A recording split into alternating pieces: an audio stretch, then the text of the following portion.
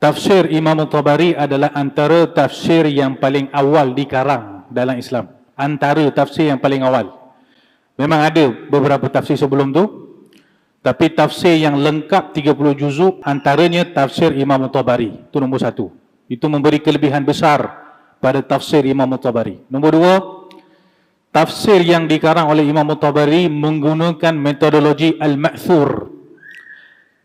Ayat-ayat Al-Quran ditafsirkan dengan riwayat-riwayat hadis ataupun asar. Kalau kita belajar dalam ulum Quran, tafsir itu ulama bagi kepada dua, tafsir bil ma'thur dengan tafsir bil ra'i. Tafsir bil ma'thur, itu tafsir Tabari adalah antara tafsir pertama yang dikarang dalam kategori tafsir bil ma'thur. Kemudian nombor tiga, kenapa Imam Tabari ini menjadi sangat penting untuk kita faham metodologi dia? Kerana Imam Tabari termasuk dalam kategori ulama salaf. Nanti kalau kita tengok nanti, kita akan tengok Imam Tabari lahir tahun di 224. 224 itu kira masih kategori salaf lagi tu. Jadi kita sedang belajar tentang bagaimanakah manhaj seorang ulama salaf, iaitu Imam Tabari ketika beliau menafsirkan ayat-ayat mutasyabihat. Pertama kita berkenalan dulu dengan Imam Tabari. Imam At-Tabari nama dia Muhammad bin Jarir At-Tabari.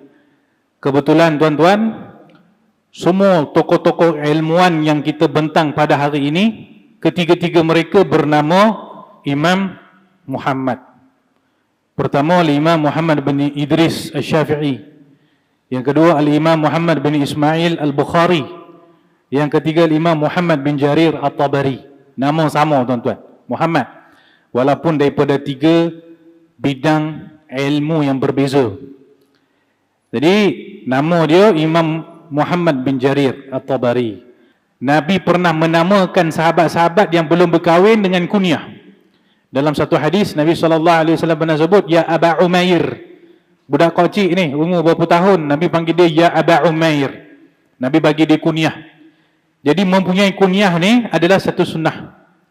Jadi Imam Abu Ja'far walaupun tak ada anak, beliau mengambil untuk dirinya satu kunyah, Abu Ja'far. Ada ulama cuba bahaskan juga kenapa Imam Tabari tak berkahwin.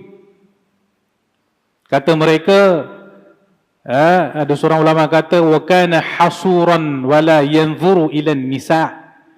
Dia kata Imam Tabari ini begitu menjaga dirinya dan dia tidak pernah memandang kepada perempuan.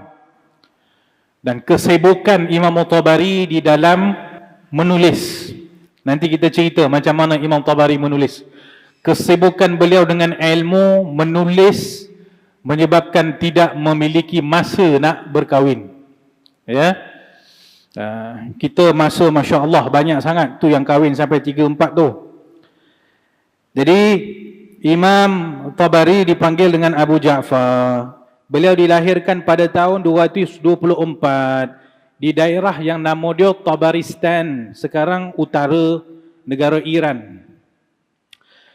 Imam Tabari mengkhatamkan Quran ketika umur 7 tahun. Khatam Quran di sini bukan khatam baca. Khatam di sini khatam hafal.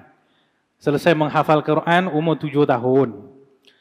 Dan beliau dilantik mengimamkan salat umur 8 tahun. Ketika umur 9 tahun beliau telah menulis hadis. Ya. Ini menunjukkan keajaiban. Ya. Benar-benar menunjukkan keajaiban. Pada umur 12 beliau telah berkelana untuk mencari ilmu.